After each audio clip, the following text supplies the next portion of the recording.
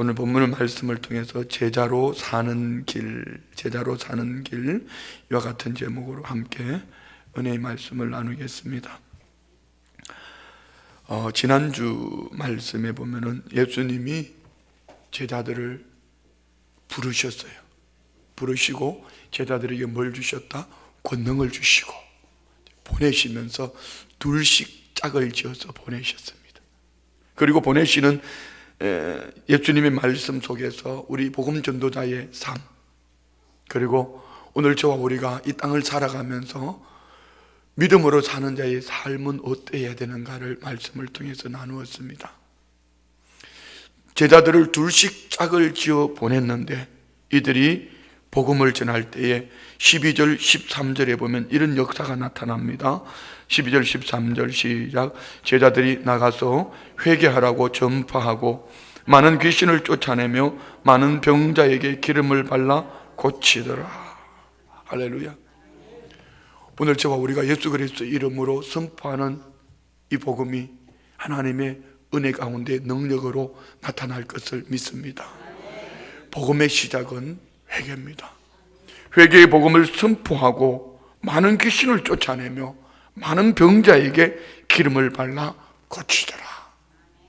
오늘 우리 안에도 연애가 있기를 축복합니다. 할렐루야.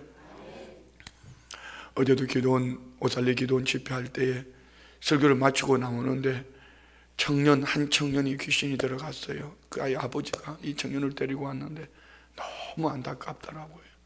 요즘은 기도원에서도 이제 이런 사역들을 안 하려고 합니다. 그런데 사실은 우리가 이렇게 드러나서 발작하는 이들이 있는가 하면 좀 더 엄밀하게 따져보면, 엄밀하게 영적으로 한번 따져봐요. 엄밀하게 예수를 믿기 전에 저와 우리는 누구에게 붙들려 살았던 사람이죠? 불순종의 자녀들, 마귀의 종된 자들, 아직 죄인 되었을 때 우리가 그렇게 영적으로 마귀 사탄의 도구가 되어 살았습니다. 그런데 하나님은 저와 우리에게 어떤 은혜를 주셨습니까? 누군가 전해주는 복음으로 성령님이 우리 마음 가운데 찾아오셔서 주를 주로 고백하게 하시고 예수님의 생명을 얻고 내 안에 묻고있던 영이 떠나가고, 할렐루야, 흥하게 결박이 끌어지고 우리 주님이 주신 생명이 내 안에 들어오니 우리는 예수님 안에서 새 생명을 얻은 줄 믿습니다. 그럼 우리는 새 생명 얻은 우리는 그냥 생명 얻은 이것으로만 살아갈까? 자, 여러분, 만약에 오늘 병원에서 의사가 암병으로 당신은 이제 죽고 살지 못합니다, 이제 가족들이 유언하시고 끝났습니다. 어떤 의술로도 어떤 약으로도 고칠 수가 없어요. 그런데 기도하는 가운데 주님이 살려주셔서 고쳐주셔서, 그러면 이 죽을 병에 걸렸던 암 환자가 살아나면은 그는 나 암병에 고침받았어 이렇게 하고 자기 혼자만 잘 먹고 잘 살까? 아니면은 당신도 예수 믿어봐, 당신도 예수 믿으면은 나처럼 이런 은혜 받아, 당신도 예수 믿으면 구원 얻어, 가식 질병에서 놓여 구원 얻을 뿐 아니라 영원히 구원 얻으라고 이렇게 외치겠습니까? 오늘 저와 우리 모두는 원래 본질상 진노의 자녀였습니다. 영적으로 죽은 자였습니다. 예수님의 생명이 내 안에 우리 안에 들어옴으로 저와 우리는 예수의 생명으로 산 자가 되었습니다. 죽은 자가 살아났습니다. 살아났으니까 우리는 산자로서 오늘 예수님의 제자들처럼 내게 생명 주신 예수님을 자랑하고 증거하는 일은 당연히 우리의 삶이 되어야 할 줄 믿습니다. 할렐루야. 이게 찬양을 하고 성도님들의 얼굴들의 모습을 보면, 찬양 박수 치면 찬양할 때 보면요, 성도님들의 얼굴 모습이 천국 같아요. 어떤 분은 박수 이렇게 치는 게 아까워가지고 이렇게 막 쳐. 누구라고 말할 수는 없지만 그렇다가 옆에 사람 볼때기 때리면 어떡하려고. 그런데요, 이렇게 이 세상에서 줄 수 없는 행복이, 기쁨이 있단 말이지요. 이런 생명 얻어서 살아가는 죄 백성들의 삶의 목적은 무엇일까? 예수 이름 증거하는 일이지만 결국은 주님이 내 삶을 통하여 나타나야 해요. 자, 다음 절 보세요. 오늘 본문 14절 시작. 이에 예수의 이름이 드러난지라. 자, 여러분, 여기만 봐요. 좀 너무 억울하지 않습니까? 제자들이 둘씩 짝을 지어서 나가서, 제자들이 나가서 그들은 두벌을도 가지지도 않고 지팡이만 가지고 가서 복음을 전했고 귀신을 쫓아냈고, 또 다른 집에 들어가서 그 집을 축복했고, 그 집이 주는 음식 그것만 먹고, 그렇다고 자기가 돌아오는 월급도 어떤 주어진 아무런 유익도 없음에도 불구하고 주님 말씀하신 대로 가서 복음을 전했습니다. 그러면은 이런 귀신도 쫓아내고 많은 병자도 고치고 능력이 나타났으면은, 야, 유수영 목사 그 사람 참 대단해, 이런 얘기 듣고 싶지 않겠죠? 그래야 되는데 이들의 삶을 통하여 드러나는 것은 무엇이더라? 예수의 이름이 드러난지라. 이것이 오늘 저와 우리가 살아가는 방법이요 목적입니다. 오늘 저와 우리의 삶을 통하여 주님이 영광 받으시기를 원합니다. 나는 주님 내게 주신 생명, 이 은혜 하나만 해서도, 이 은혜만 하나만 가지고도 우리는 무엇으로도 갚을 수가 없어요.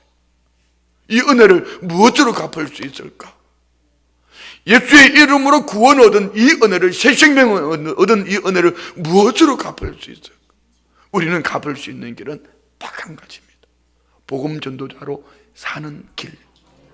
그런데 주님은 놀라운 것은 우리에게 이런 생명을 주시고 복음 전도자로 살아갈 때에 주님 나라에서 하늘의 별들 중에서도 다른 별의 영광으로 상 주시겠다고 약속하셨습니다.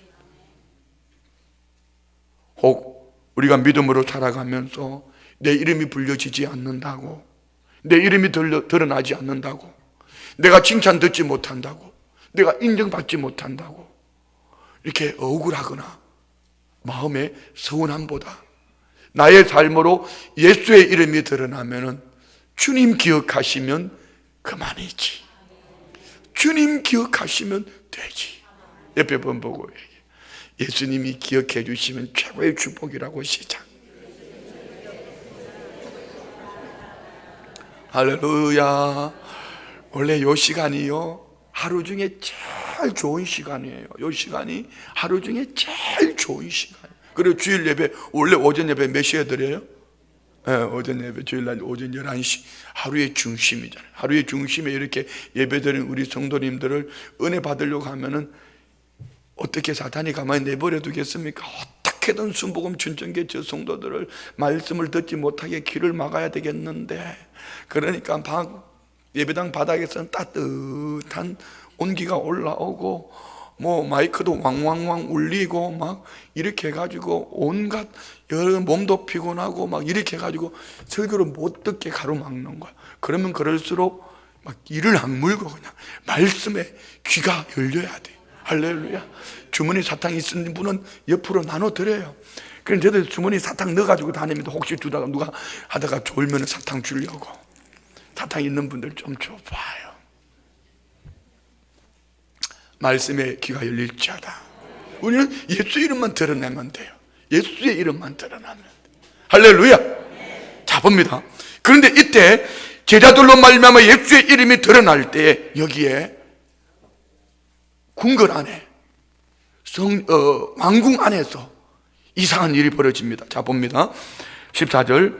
헤롯 왕이 듣고 이르되 이는 세례 요한이 죽은 자 가운데서 살아났도다. 그러므로 이런 능력이 그 속에서 일어나느니라 하고. 자, 세례 요한이 죽은 자 가운데 살아났다. 누가 들었다? 헤롯 왕이 들었다. 여기서 왜요? 지금까지 이 헤롯이 들은 얘기 중에는 세례 요한 같은 능력자가 없었거든. 광야에서 메뚜기와 석청을 먹으며 낙타 트롯을 입고 그러면서 회개하라 천국이 가까웠느니라 외치는데 많은 사람들이 줄을 서서 세례 요한에게 와서 세례를 받는 이 모습을 오늘 헤롯은 들었고, 또 예수님의 제자들로 말미암아 귀신이 떠나가고 각색 질병이 고침받는 이 소문을 들었을 때 죽은 세례 요한이 살아났다.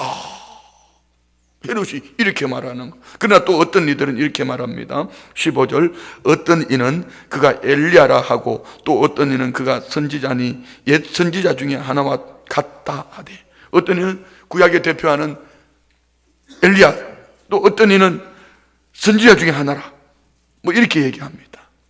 그런데 16절 이하에 보면은 지난날 헤롯 안티파스와 세례요한과의 관계를 이렇게 설명을 하고 있습니다. 자, 이 관계를 설명하기 전에 제가 헤롯 대왕의 가계도를 한번 이렇게 조사를 했어요. 한번 이 당시 헤롯 대왕의 왕가가 얼마나 여러분 엉터리인지를 보세요. 여기 나오는 헤롯은 헤롯 엔티파스입니다. 헤롯 안티파스라고 하는데 이분이 아니지. 이 인간은 갈릴리와 베레아 지방의 분봉왕이었습니다. 그러니까 헤롯 대왕에게는 부인이 5이 있어요. 5. 남자들 엄청 부럽죠? 헤롯 대왕에게는 부인이 5이 있었는데 여기서 말하는 이 헤롯은 넷째 부인 사마리아 출신 말다스의 아들로 태어난 헤롯 안티파스, 이가 그 셋째 부인의 아들이 헤롯 빌립입니다. 빌립 1세입니다. 그런데 빌립 1세가 장가를 갔는데 보니까 그의 부인이 누구냐 하면은 둘째 부인의 손녀 헤로디아야. 아이고 야울구져라. 둘째 부인의 손녀 헤로디아에게 셋째 부인의 아들이, 그러니까 조카하고 결혼한 거야. 조카 딸하고 결혼을 한 거야. 콩가루 집안이죠. 이 집안에 태어난 딸 이름이 살로메야. 살로메. 보이나요 여러분? 지금 뭐 보여요? 살로메가 태어났어요. 그런데 이 넷째 부인 아들 헤롯 안티파스가 가만히 보니까 자기 부인보다 셋째 부인 아들 헤롯 빌립의 부인 헤로디아가 너무 예쁜 거예요. 아니 헤로디아를 보는 순간은 너무 아름다워가지고 자기 부인이 갑자기 못생겨지기 시작하는 거예요.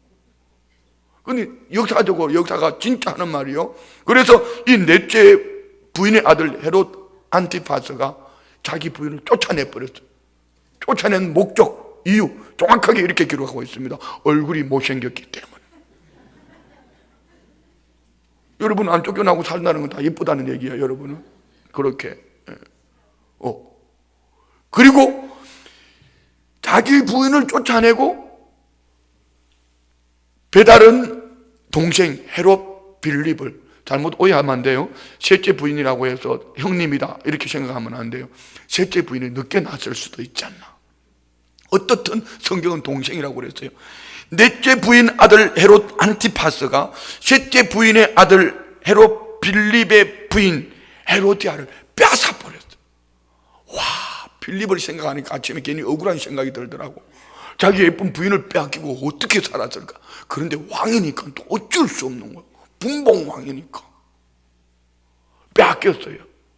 그럼 이때 그 왕에게 바른 진리를, 바른 이야기를 해줄 수 있는 사람이 아무도 없어요. 왕에게 잘못 얘기했다면 목 날라가잖아요. 어떻게 그 그림이, 이게 가계도가 설명이 됐나요? 잘 모르겠거든. 그냥 넘어가요. 하나님 인터넷으로 다시 보든지. 그런데 이때 누가, 세례 요한이 뭐라고 말했나 봐요. 18절 봅니다. 18절 시작. 이는 요한이 헤롯에게 말하되 동생의 아내를 취한 것이 옳지 않다 하였음이라. 헤로디아가 요한을 원수로 여겨 죽이고자 하였으되 하지 못한 것은, 자 보세요. 이때에 예수님이 오시는 길을 예비하던 세례 요한이 헤롯에게 정확하게 말을 해줘요. 동생의 아내를 빼앗아 취하는 것이 옳지 못하다. 이 바른 얘기를 해주는 사람이 있어야 돼. 하면 하든 그것도 하든 좀 해봐요. 제게도 누가 바른 얘기를 해줘요. 매일 목사님 좋아요 하면 내가 진짜 잘하는 줄 알고 착각하고 산다면 아닌 것은 아니라고 얘기를 해야지. 그렇잖아요. 그러나 하나님 말씀을 전하거든 무조건 아멘 해요. 하나님 말씀이 아닌 다른 것을 말하면 아니라고 그래야지. 그렇죠? 어떻든 오늘 이 요한은 헤롯 안티파스에게 동생의 아내를 취한 것이 옳지 못하다 이렇게 말했으면, 아니 빌립의 부인 이 헤로디아는 자기가 어떻게 내가 내 남편을 두고 어떻게 아주버니한테 내가 시집을 가 이렇게 하고 억울한 생각이 들고, 당신이 왕이면 다냐 이렇게 해야 될 이 옆에 내 맞죠? 헤로디아가 오히려 그 말을 하는 요한을 어떻게 했다? 원수로 여기고 죽이려고 했다. 이 집안이 콩가루 집안에. 그리고 보세요, 20절. 헤롯이 요한을 의롭고 거룩한 사람으로 알고 두려워하여 보호하며 또 그의 말을 들을 때 크게 번민을 하면서도 달갑게 들음이러라. 그런데 오늘 이 헤로디아가 요한을 죽이지는 못한 이유는 헤롯이 그 말할 때에 요한의 말을 듣고 요한의 말을 어떻게 여겼다? 의롭고 거룩한 사람으로 알고 두려워했다. 누구 얘기 같지 않아요? 누구 얘기 같아요? 예수님을 십자가에 못 박을 때 그때 누구였죠? 오고 가는 사람, 오고 가는 믿음의 사람들 입술을 통해 신앙 고백하면서 계속하는 누구죠? 본디오 빌라도에게. 빌라도는요, 예수님이 아무 죄가 없는 걸 알았습니다. 그럼에도 불구하고 정치적인 것 때문에 군중들의 그 아우성 앞에 그는 손을 씻으면서 내놓습니다. 무책임한 거지요. 자, 여기서 우리 하나 짚고 넘어가야 될 것이 있습니다. 아무리 예수님이 생명의 주인인 것을 알아도 하나님이 사랑으로 우리를 죽기까지 사랑하신 것을 알아도 이 주님의 사랑을 청량할 수 없다는 것을 알고 그 길이가 그 깊이가 높이가 넓이가 어떠함을 알아도 주님의 끝없는 사랑 엔드레스로브를 알아도 믿지 않으면 그것은 내 것이 될 수 없다. 누가 그랬어요? 본디오 빌라도가 예수님을 알아보았어요. 오늘 여기 헤롯이 요한을 알아보았단 말입니다. 알았지만 아는 것으로 머물러 버렸습니다. 구약에도 그런 사람들이 있죠. 이스라엘의 초대왕 사울, 그가 그랬습니다. 다윗과의 차이가 뭡니까? 그는 하나님을 알아요. 그리고 제사장만이, 선지자만이 집례할 수 있다는 걸 알아요.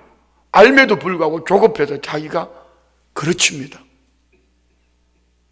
뿐만 아니라 출애굽기에 나오는 애굽왕 바로는 모세를 통하여 하나님이 주신 10가지의 기적을 보았습니다. 보았음에도 불구하고 끝까지 그는 고집부리다가 그 나라의 온 백성들의 장자가 다 죽임을 당하는 거예요. 자, 우리가 아는 신앙에 머물러서는 아니 된다는 것이죠. 그래서 교회는 아카데미화 되었으면 안 되고 믿음이어야 돼. 믿음. 할렐루야. 뭘 설득을 하려겠다, 뭘 이해를 시킨다 이런 차원이 아니고 그냥 교회는 아멘 좀 크게 해보소. 할렐루야. 그냥 아멘이어야 됩니다. 거기에다가 뭐 잔소리 할 거 없어요. 도달 거 없어요. 뭐 목사님가 그러니까 그런 거 아니냐. 그거는 너하고 나하고 관계고요. 하나님 말씀 앞에서 아멘 하지 않으면 오늘 이 헤롯처럼, 본디오 빌라도처럼, 사울 왕처럼, 아니면은 애굽 왕 바로처럼 하나님이 기적 같은 역사를 눈앞에 보면서도 하나님을 대적하는 자의 자리에 앉게 되는 겁니다. 부탁드립니다. 우리 성도님들은 그냥 하나님 앞에 아멘만 있기를 원합니다. 그리고 세상의 요구 앞에 아니오라고 거절할 수 있는 이런 은혜가 있기를 축복합니다. 이것이 믿음이에요. 눈앞에 보이는 환경, 사람, 형편 때문에 마음이 움직여서는 안 되지요. 자, 보세요. 사드락과 메삭과 아벳느고 금신상 앞에 절해라 안 합니다. 금신상 앞에 절을 하지 않으면 불못보다 7배나 더 뜨거운 불을 만들어서 그 속에 집어넣겠다. 그래도 절하지 않습니다. 왜요? 우상 섬기는 거거든. 결국 사드락과 메삭과 아벳느고는 불못보다 7배나 더 뜨거운 불 속으로 던져집니다. 던져졌는데 어떤 일이 벌어지죠? 3명이 들어갔는데 불 속에 몇 명이 춤을 추고 있더라? 4명. 한 분은 누구예요? 예수님이에요. 봐요. 우리 성도님들 얼마나 잘 알고 얼마나 잘 믿고 있는지. 우리도 마찬가지. 그래서 우리가 복음성가 불 속에라도 들어가서, 고난의 불 속에 들어가는 거예요. 나만 들어가는 거 아닙니다. 주님이 우리만 들어가라고 집어 던져버리는 게 아니에요. 그 불 속에 들어갈 때에 주님이 함께 해주시는 겁니다. 불 속에 들어가지 아니함으로 말미암아 주님의 역사가 나타나지 않습니다. 자, 보세요. 이스라엘 백성들이 여호수아를 중심으로 한 출애굽 2세대가 가나안 땅을 들어갈 때에 하나님께서 여호수아에게 말씀하셨습니다. 언약궤를 맨 제사장이 2000규빗을 띄우고 약 900m, 2000배니까요 900m를 띄우고 언약궤를 맨 제사장이 요단강에 발을 들여놓아라. 들여놓으면 요단강이 갈라진다는 겁니다. 이 말씀에 언약궤를 맨 제사장이 발을 어떻게 했을 것 같아요? 언약궤를 딱 메고, 이거 빠지면 안 되는데 이 발 집어넣으면 잘못하면, 왜? 그때는 몸에 거두는 시 물이 막 범람해서 넘쳤다 했지 않습니까? 여러분, 믿음은 올인하는 거예요. 올인이 뭐죠? 야, 우리 성도들 수준이 높아요. 그냥 모두를 맡기는 거예요. 뭐 요만큼 해주시면 줄 거야? 요만큼 해줄 거야? 아니요.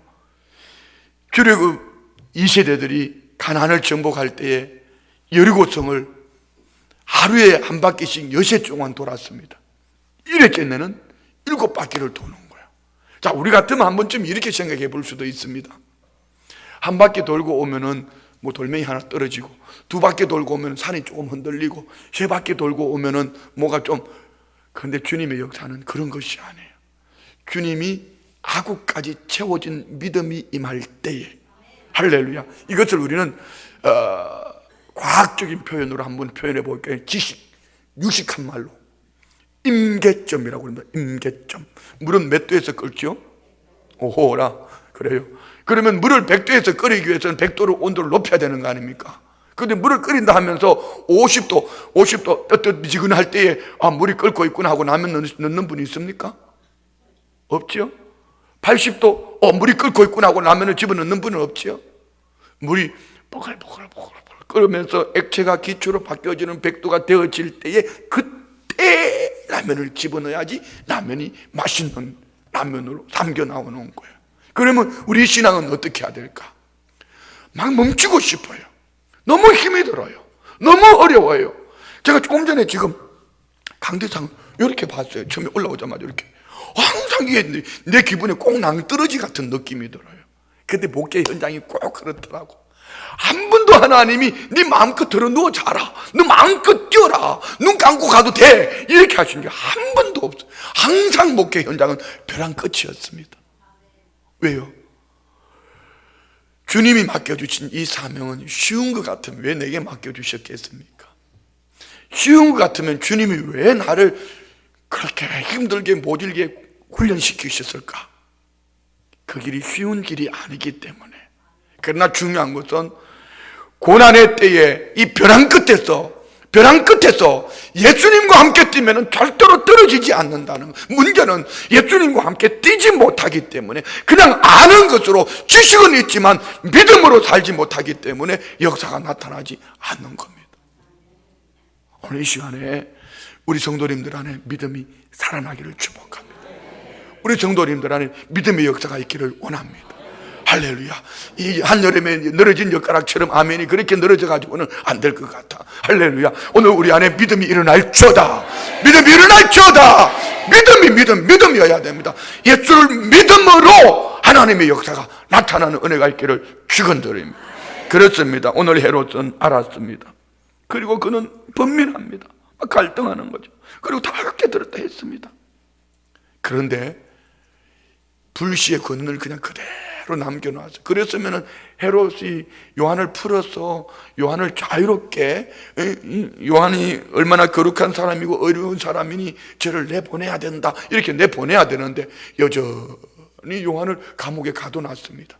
그러던 어느 날, 자 봅니다. 21절 21절 시작.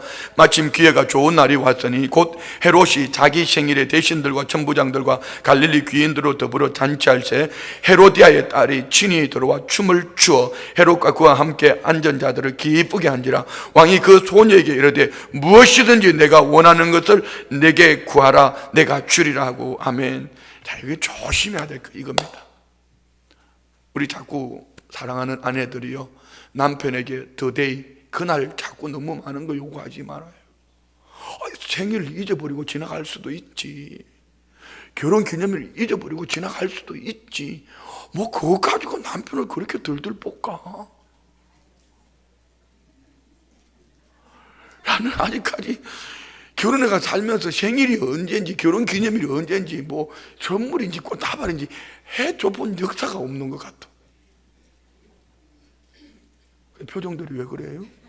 그래도 받고 싶다 이거예요? 그럼 받아요. 근데 어쨌든 오늘 헤롯이 자기 생일에 많은 대신들과 천부장과 갈릴리 귀인들을 초청했습니다. 그런데 이 헤로디아, 헤롯의 동생으로부터 빌립으로부터 빼앗았던 부인 헤로디아, 빌립과 헤로디아가 결혼해서 낳은 딸 살로메가 자원에서 들어와서 막 춤을 추는데요, 헤롯이 춤추는 그 모습이 얼마나 아름다웠던지 헤롯이 막 갑자기 흥분해가지고 이렇게 말한 거예요. 응? 네가 원하는 것이 뭐냐? 내게 구해라. 뭐든지 줄게. 여러분, 여기에 넘어가면 큰일 나요. 내 육체적인 감각 때문에 너무 좋아가지고 부도수표를 남발하면 큰일 납니다. 입술로 제가 부도수표 남발해가지고 큰 고난을 몇 번을 당했습니다. 이거 저는 인사가 주로 이 인사를 많이 합니다. 언제 식사 한번 하시다. 내가 밥 한번 살게. 이거 전부 다 공수표입니다. 제가 밥 먹을 시간이 없습니다. 어제도 점심 한 끼, 그저께도 점심 한 끼. 뭐 물론 안 먹은 건 아닙니다. 오며 가며 뭐 과일도 먹고 음료수도 먹고 시간이 없습니다. 그러는 거예요. 그런데 어떻게 하루에 3끼도 못 먹는 사람이 이 많은 성도님들 보고 내가 어떻게 다 밥을 먹겠냐고. 그는 제가 밥 먹자 그러거든. 일단은 무조건 저건 공수표라고 생각하세요. 알았죠? 그렇게 알아야 돼요. 그런데 어떤 분이 이 공수표 앞에 시험이 든 거예요. 목사님은 밥 먹자 그래놓고 1년이 지나가도 한 번도 밥 먹자 소리를 안 한다는 거예요. 그래서 그때부터 이제는 밥 먹자는 얘기를 제가 잘 안 합니다. 여러분, 우리 오늘 이 헤롯은 이 수표를 잘못 날린 거예요. 백지 수표를 날려주기를, 네가 원하는 거 내가 뭐든지 줄게. 왕으로 살 수 있잖아요. 돈을 줄 수도 있고 보석을 줄 수도 있고 얼마든지 그렇게 생각했을 거예요. 뭐 얼마나 기뻤든지 선물 막 해줄게, 내가 막 해줄게, 이런 생각했을지도 몰라요. 그런데 문제는 심각해졌습니다. 다음 절 볼까요? 23절부터 시작. 또 맹세하기를 무엇이든지 내가 내게 구하면 내 나라의 절반까지라도 주리다 하거늘 그가 나가서 그 어머니에게 말하되 내가 무엇을 구하리까? 그 어머니가 이르되 세례 요한의 머리를 구하라 하니. 이 살로메가 춤추고 아버지한테 그 얘기를 들은 거예요. 어이보다 아버지 아닙니까? 아버지 들은 걸 얘기를 자기 어머니 헤로디아한테 가서 엄마, 아버지가 뭐든지 원하는 대로 나라의 절반까지도 주겠다는데 내가 뭐 달라고 그럴까? 그랬더면은 아이고, 하여튼 이 여자들이 하늘 품으면 5년에도 하여튼 이거 심각한 거예요. 여성들이요, 하늘 품지 아니하기를 축복합니다. 그 하늘 남자들이 잘해야 돼. 그 부인들은 한 품지 못하게 해야 돼. 유근창 장로님, 요한나 권사님한테 잘 하셔야 돼. 한 품으면 큰일 납니다. 아멘 하셨어요. 큰일 납니다. 어떻게 사람이 목을 잘라오라고 그러냐고요. 사람이 목을 잘라오라고 그래요. 자, 보세요. 그 다음 볼까요? 25절부터 시작. 그가 곧 왕에게 급히 들어가 구하여 이르되 세례 요한의 머리를 소반에 얹어 곧 내게 주기를 원하옵나이다 하니 왕이 심히 근심하나 자기가 맹세한 것과 그 앉은 자들로 인하여 그를 거절할 수 없는지라. 자, 보세요. 부도수표 날린 결과는 이런 대가를 치르는 거예요. 공수표를 날리지 않기를 축복합니다. 어쩔 수 없이 했던 그 말 때문에 이제는 꼼짝없이 걸린 거예요. 꼼짝없이. 그거 어떻게 하지요? 27절부터 시작. 왕이 곧 시위병 하나를 보내어 요한의 머리를 가져오라 명하니 그 사람이 나가 옥에서 요한을 목베어 그 머리를 소반에 얹어다가 소녀에게 주니 소녀가 이것을 그 어머니에게 주니라. 요한의 제자들이 듣고 와서 시체를 가져다가 장사하니라 하면, 자, 세례 요한은 이렇게 죽었다. 오늘 세례 요한의 죽음과 제자들이 나가서 복음을 전할 때 예수의 이름이 드러난 이 사이는 우리에게 뭔 말씀해 주실까요? 오늘 죽으나 사나 주의 것이라 고백했던 것은 바울 사도도 그리 말했던 것처럼요, 우리가 사는 것도 유익하지만 죽는 것도 유익하고 살아있는 것도 더 유익하면 살아있는 동안 복음을 위해서 사는 거예요. 세례 요한은 하나님이 그렇게 딱 정하셨습니다.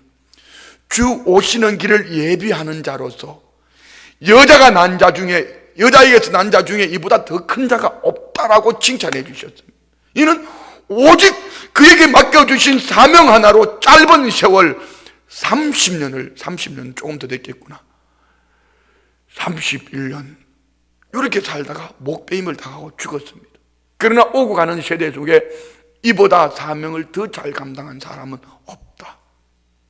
여자가 낳은 자 중에 이보다 더 큰 자가 없다는 무슨 얘기일까요? 하늘의 상이 크다는 것이죠. 자, 여러분, 축복할 테니까 아멘 준비하세요. 축복할 테니까 장수하세요. 무병장수하시기를 축복합니다. 아멘 크게 좀 하소. 120절까지 살아야 되니까 무병장수하기를 축복합니다.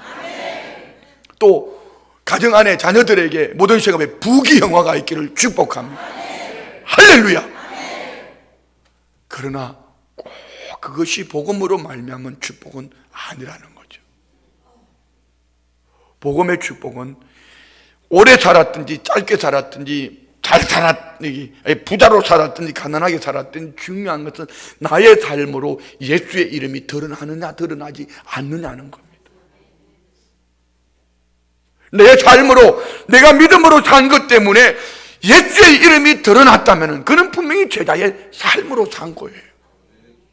오늘 우리 성도님들의 삶이 예수 그리스도 안에서 주님이 기뻐하시는 은혜의 삶이 되기를 주의 이름으로 축원드립니다. 자, 그리고 30절에 이제 제자들이 선교를 하고 돌아와서 보고를 합니다. 30절 시작.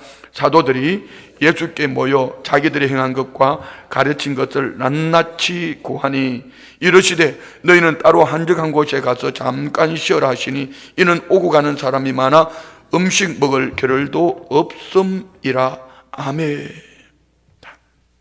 사도들이 예수님께로 돌아와서 자기들이 주님의 능력을 나타내 보였고 가르친 것을 낱낱이 고했다. 보고한 거예요. 보고. 오늘 아침에 캄보디아의 김준수 선교사님이 선교 소식을 이렇게 카톡으로 보내왔는데 이것을 읽다가 내가 가슴이 뭉클했어요. 그래, 참 우리가 선교사를 파송을 참 잘했구나. 젊은 사람이, 그 부인은 몸이 안 좋아. 지난번에 오셔서 봤잖아요. 에?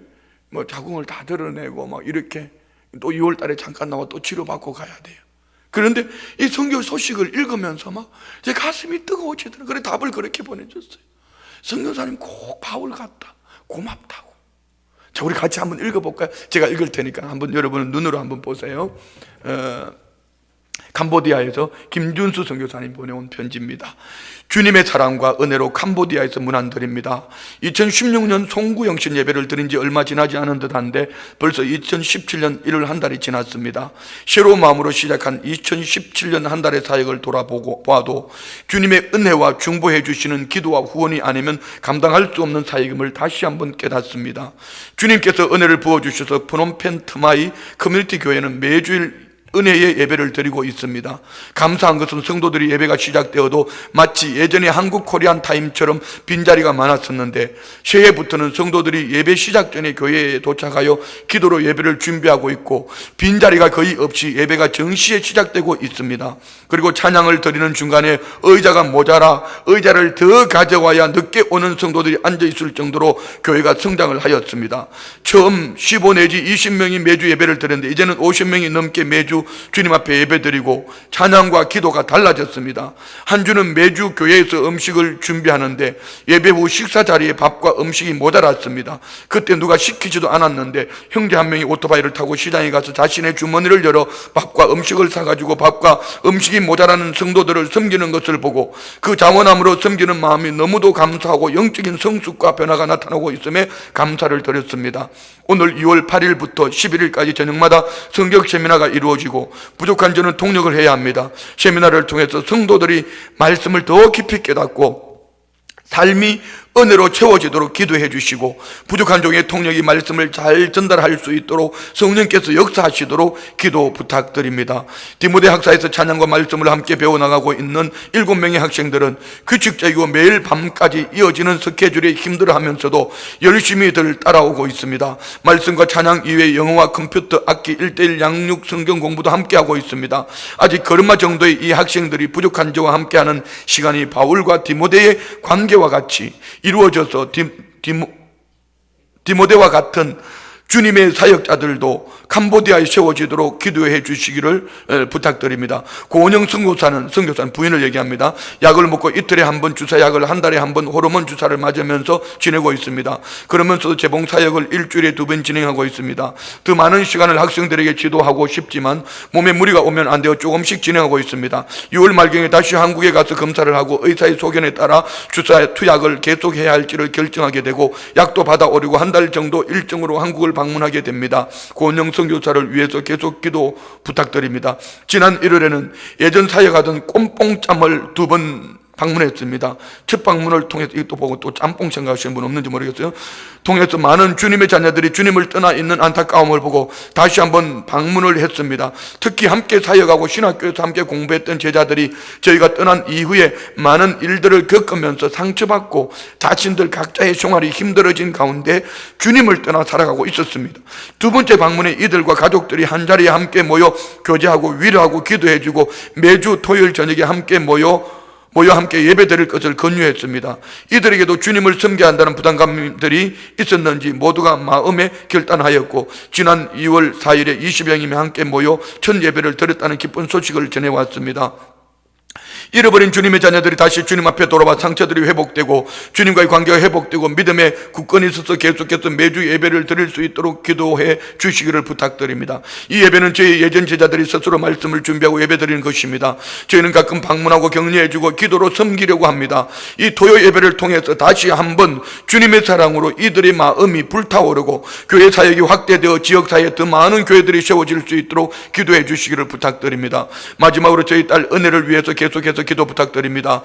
예비 9학년 학생들이 모임에 있어 참여했었습니다. 9학년부터는 앞으로의 대학 진학을 위해서 공부해야 하는 과목도 선택을 해야 하고 대학 진학에 맞는 준비를 해야 합니다.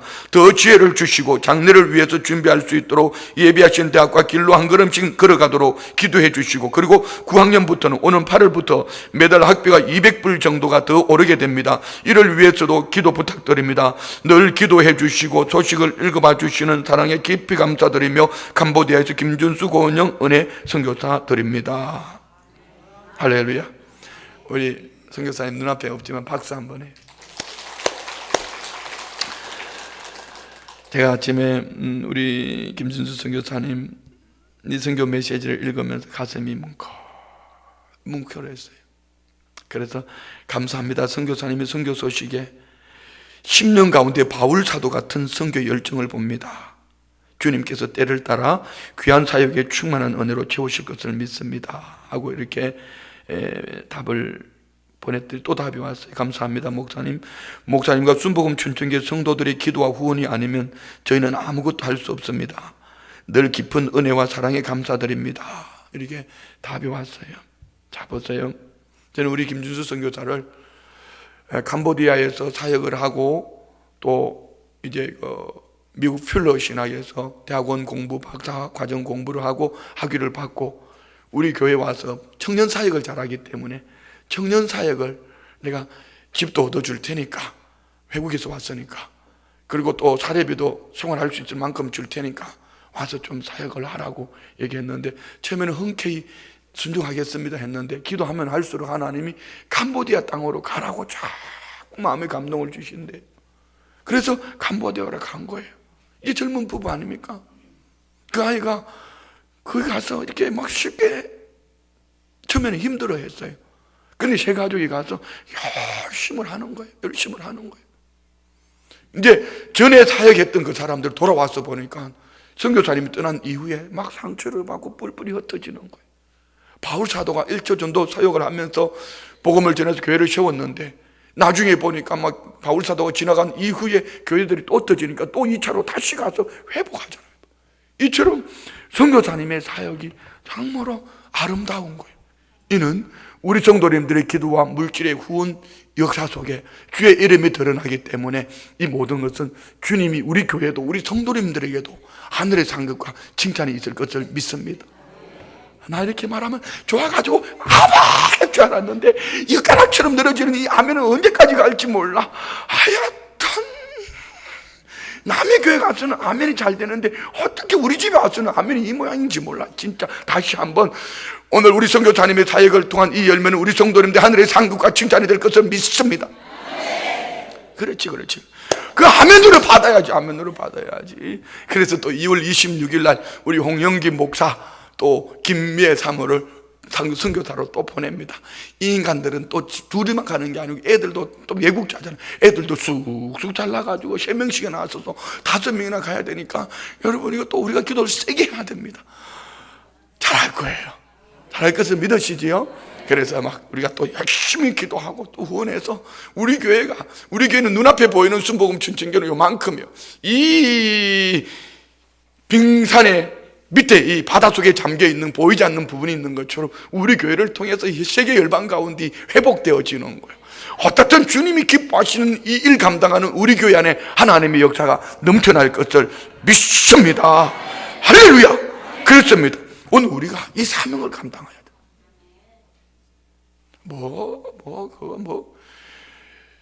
돼. 헌금 좀 했다고 그거 가지고 뭐 자꾸 재정이 달라 해가지고 이거 가지고 뭐 해가지고 모아가지고 뭐 회식하고 밥 먹고 뭐 어떻게. 지난번에 내가 참 우리 장로님 한 분한테 감동을 받았어요.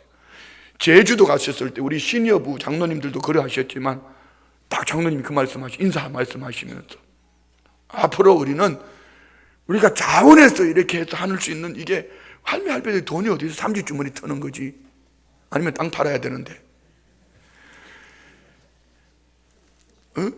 그 어디서 돈 나오겠어요? 그런데 우리가 자원해서 이렇게 함으로 말미암아 기쁘지 않냐 막 이런 간증을 하셨어요. 그런데 젊은 장로님이 다 그래요. 찬양국에 얼마씩 이제 매월 활동비를 이렇게 드렸더니만은 뭐 섬기는 먹어치워야 될 부분이 있을 때는 장로님 주머니를 여는 거야. 야, 멋있잖아요. 그리고 꼭 그게 필요한 것만 이 돈이 어떤 돈이냐? 성도님들이 하나님 앞에 드려진 이 예물을 우리가 헛된데 아무데나 쓸 수 없다는 거죠. 야, 이게 교회지요. 이게 교회지요. 그렇지 않아요? 교회는 복음 전도와 선교 사역을 위해서 정말 귀하게 물질을 쓸 줄 알아야 돼요. 할렐루야. 아멘, 아멘, 아멘. 임마누엘 찬양대도 그러더라고요. 이번에 임마누엘 찬양대가 가운을 맞추면서 목사님 이번에 맞춰주면 다음부터는 우리가 살게요 목사님. 근데 그 말에 다음이 기다려지는 거예요. 다음은 빨리 왔으면 좋겠어. 저한테 돈 달라 안 그러니까 어쨌든 중요한 거는 우리가 주님 앞에 믿음으로 쓰임받는 이 모든 것들은 하늘에서 해같이 빛날 줄 믿습니다. 할렐루야. 우리 그렇게 살아야 돼요. 자 봅시다. 그리고 예수님이 이 제자들을 그래 수고했구나 따로 한적한 곳에 가서 좀 쉬자 하고 먹을 음식, 여기서 보면 우리 주님의 인성을 봅니다. 주님의 사랑을 보는 거예요. 주님의 사랑을 보는 거예요. 자 그리고 32절부터 시작. 이에 배를 타고 따로 한적한 곳에 갈새 그들이 가는 것을 보고 많은 사람이 그들인 줄 안지라 모든 고을로부터 도보로 그곳에 달려와 그들보다 먼저 갔더라. 우리 교회 안에 이 축복의 길을 축원드리면 어떻게 해요? 예수님이 제자들 보고 한적한 곳에 좀 쉬라 하고 제자들과 함께 배를 타고 가는데 예수님의 무리를 보고 많은 무리들이 얼마나 사모했던지 먼저 가서 기다리고 있더라. 우리 빌립보 찬양대에 보면은요, 제가 이렇게 수요일 아침에는 보면 집에서 보면 가관이 아니에요. 8시 반부터 막 택시 타고 오고요. 막 화물차 타고 오고 집차 타고 오고, 누구야? 아들한테 타고 돈 내라가 타고 오고 뭐 택시 타고 오고 막 이렇게 9시 반부터 모이나요? 9시 반까지 오는 거죠. 9시 반까지 오는데 아마 이 동네는 한 9시 되면 다 올 것 같아. 아마 다 왔다는 건 좀 거짓말이고, 그죠? 9시 반 넘어서 오시는 분이 본 적이 없는 것 같아. 왜? 그게 빨리 안 오면 잘못하면 잘리면은 언제 이 자리에 설 수 있겠냐고. 그래서 오늘도 뭐 저기 찬양하고 연습 끝나고 나오시면서 내 사무실에 말씀을 정리하고 있는데 큰 소리를 찬양하면서 장로님이 아이고 할배가 소리를 질러봤자 뭐 그렇지 뭐 큰 소리를 찬양하면서 하나님이 아마 들으셨을 거예요. 그런 거예요. 그래요. 그들보다 먼저 갔더라. 예수님이 계시는 곳에는 항상 사모하는 마음이 있습니다. 우리 교회는 사람 소리 내면 안 돼요. 예수님 소문이 나야 돼요. 아멘, 아멘. 이 목사도 마찬가지, 저도 마찬가지. 제 얘기하면 안 돼요. 제 삶 속에 드러나는 것은 예수님의 역사예요. 여러분 모두 마찬가지. 예수님이 계신 곳에는 많은 사람들이 모여들고 먼저 사모하는 마음으로 앞서가는 이런 은혜. 오늘 우리 교회 예배 가운데 우리 성도님들이 구역 예배를 드리든지 모이는 가운데 이 은혜가 있기를 축복합니다. 할렐루야. 34절 봅니다. 34절 시작. 예수께서 나오사 큰 무리를 보시고 그 목자 없는 양 같음으로 인하여 불쌍히 여기사 이에 여러 가지로 가르치시더라. 오늘 여기까지만 볼게요. 34절을 잘 봅니다. 이 마음이 오늘 우리에게 있어야 돼요. 예수님이 많은 무리들이 왔는데 여기서 큰 무리라는 이 큰 무리를 원어 성경에 찾아보면은요, 일반 무리라는 이 무리를 둘로 나누는데 라오스라는 얘기는 전통 유대인들로서 회당 안에서 말씀을 배우고 말씀의 가르침을 받고, 그러니까 좀 인정받는 엘리트층, 이 무리들이 있는가 하면은 오늘 본문에 나오는 이 큰 무리는 오클로스, 변방에 마치 아까톤 다윗처럼 이방인들이나 셀이나 죄인이나 아니면 혈루병 앓던 여인처럼 병자들, 그 병으로 그 무리 속에 들어갈 수 없는 버림받은 자들. 여기서 주님의 마음이 어디에 있는가 우리 알고, 주님의 마음이 있는 곳이 우리 마음이 있어야 돼요. 할렐루야. 어떻게 해요? 주님은 이 큰 무리를 보셨다. 이 보셨다는 그냥 지나가다가 이게 본 얘기가 아니고 그들을 위하여 가는 걸음을 멈추시고 그들에게 무언가 해주시려고 쓰신 예수님. 할렐루야. 우리 안에도 있어야 됩니다. 우리 교회가 무리를 보는 눈이 열려 있어야 돼요. 잘 되어진 그 사람, 잘 되는 그 사람, 가진 그 사람, 있는 그 사람, 여기에 초점을 맞추면은 여기는 더 이상 교회일 수가 없습니다. 교회는 예수님이 머리 되신 것 같이 주님이 바라보시는 그 큰 무리들이 누구냐? 유대 전통 신앙을 따지면서 자기들만의 특권의식을 가지고 살아가는 그들인가? 그렇지 않습니다. 이방인이요, 셀이요, 죄인이요, 각색 질병으로 말미암아 그 속에 들어가고 싶어도 들어갈 수 없는 버림받은 그들, 그 큰 무리를 보시고 그 목자 없는 양, 목자를 잃어버렸습니다. 이들이 목자가 누구였습니까? 세례요한입니다. 목배임을 당하고 죽었습니다. 목자 없는 양들은 갈 바를 알지 못합니다. 흩어집니다. 목자가 왜 필요하지요? 양이 구덩이에 빠지면은요, 양은 절대로 스스로 일어날 수 없습니다. 대천 덕신부님이 살아계실 때 예수원을 방문한 적이 있습니다. 거기 정회원으로 계신 분이 예전에 저희 구역장이었기 때문에 그 구역장님이 목장을 한번 이렇게 인도해 주시면서 보여주셨어요. 갑자기 막 달려가시더라고요. 가위를 가져왔어요. 보니까 저 울타리에 양 한 마리가 울타리에 걸렸어요. 그 양이 빠져나오려고 움직이면 움직일수록 자꾸 울타리 이거 있지 않습니까? 쇠사슬이 거기에 점점 걸려들어가는 거예요. 가위로 털을 다 잘라놓은 거예요. 목자가 없으면 거기는 그렇게 죽는 거예요. 왜 꼭 양들을 할 때 이 목자는 지팡이가 이렇게 크게 해가지고 끝에 꼬부랑 이렇게 돼 있죠?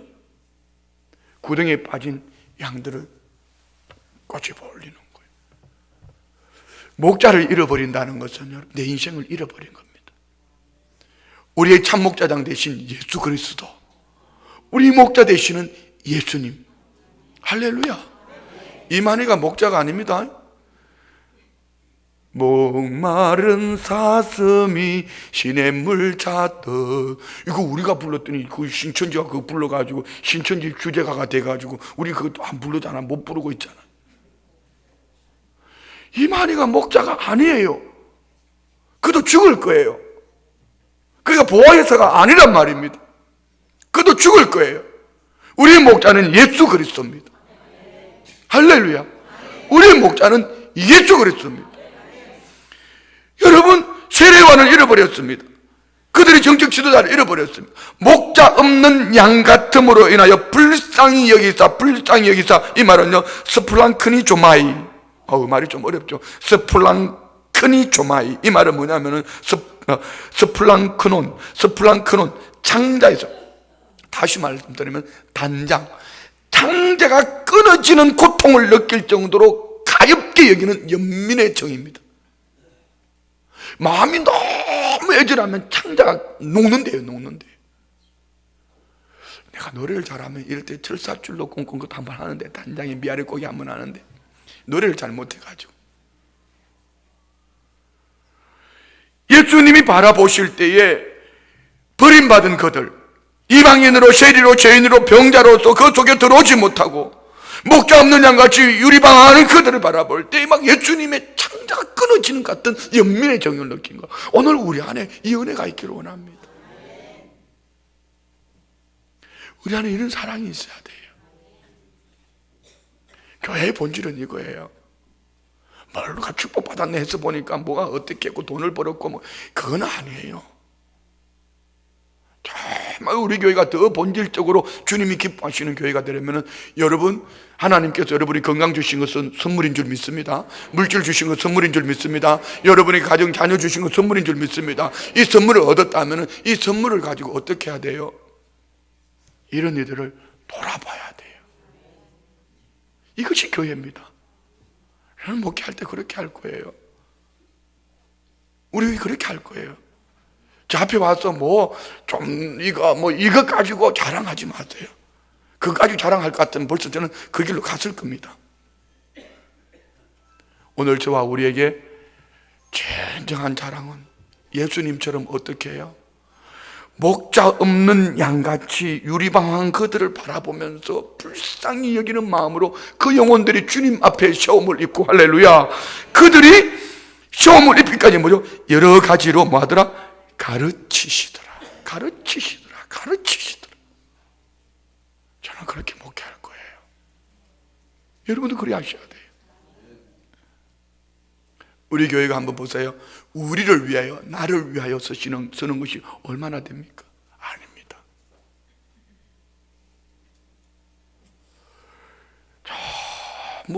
이 춘천에 있는 교회들 연합 안 하려고 그래요.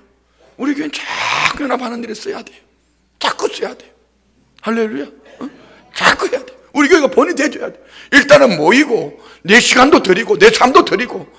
교회가 연합하지 못하면 미래가 없습니다. 비전이 없습니다.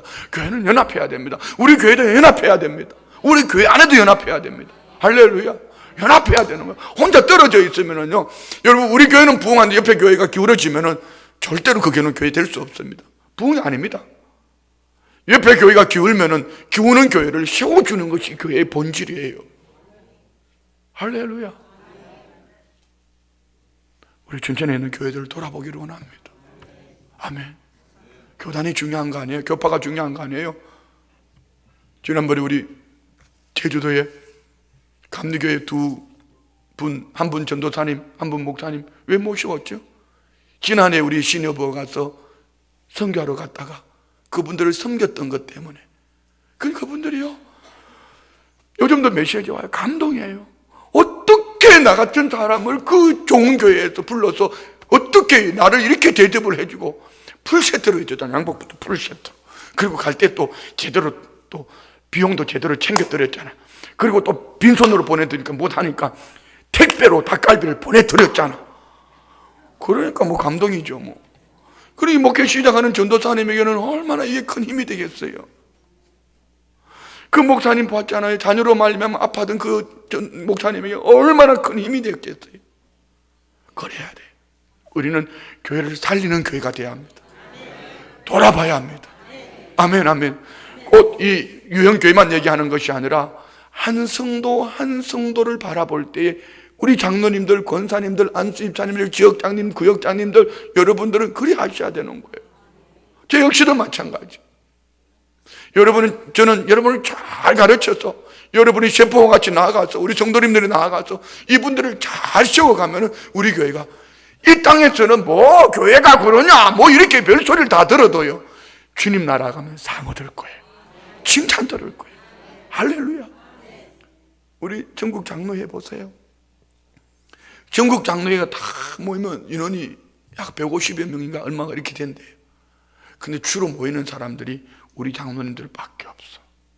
우상종친 장로님이 보통이 아니잖아요. 또요. 아주 전국 장로회 하면은 막 그냥 밤을 새워 권사님이 걱정할 정도로, 그렇게 잠 안 자면 안 되는데 뭐 걱정할 정도로 그렇게 열심히 하는 거예요. 열심히 하는. 그러니까 교단의 목사님들이 감동을 받는 거예요. 전에는 장로회 안 보내겠다 했던 목사님들이 이제는 보내겠다고 회의할 때 모여와가지고 실행위원회 할 때 장로님들 좀 보내라고 자기들이 이제 막 그러는 거예요.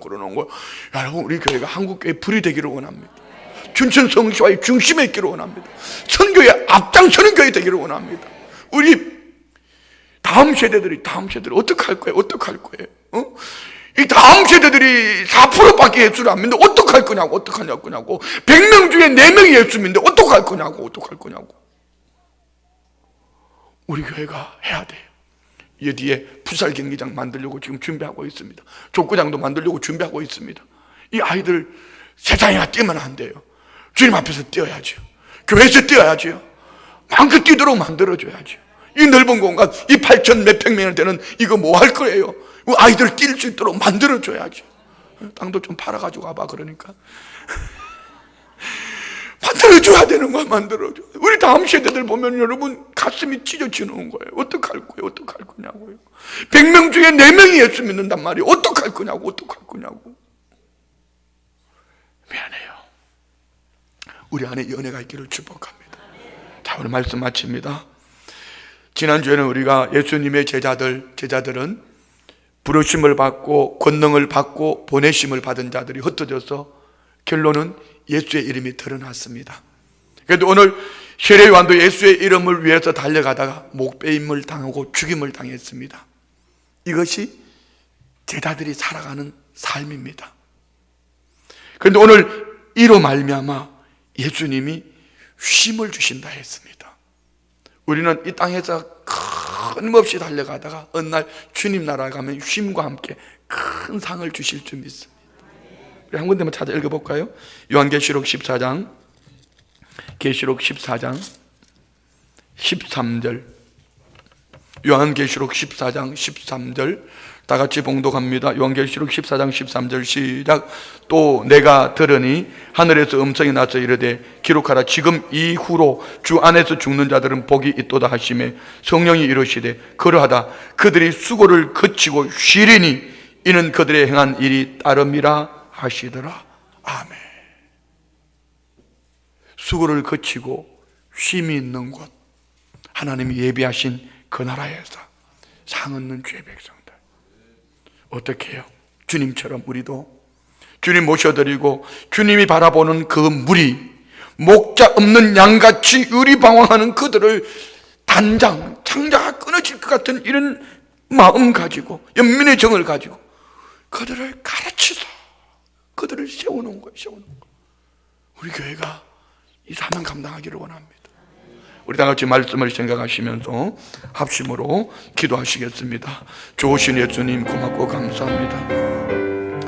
주님의 크신 은혜와 사랑, 은혜, 오늘 하나님의 사람들 세워주시니 감사합니다. 주여 도우셔서 주의 백성들로 말미암아 하나님의 영광 받으시기를 원합니다. 주의 이름이 드러나기를 원합니다. 주의 영광이 나타나기를 원합니다. 주님 마음껏 주장하여 주시고 주원의 강물처럼 흘러넘쳐나서 주의 백성들을 통하여서 교회 가신 아버지의 뜻이, 아버지 하나님 이 땅 사는 날 동안 우리가 믿음으로 살아가는 우리의 삶 속에 일어나기를 원합니다. 주님 도우셔서 제대로 사는 길, 제대로 사는 것 무엇인지 알게 하셨습니다. 믿음으로 순복하게 하셔서 예비하신 그 축복의 지름길에 참여할 수 있도록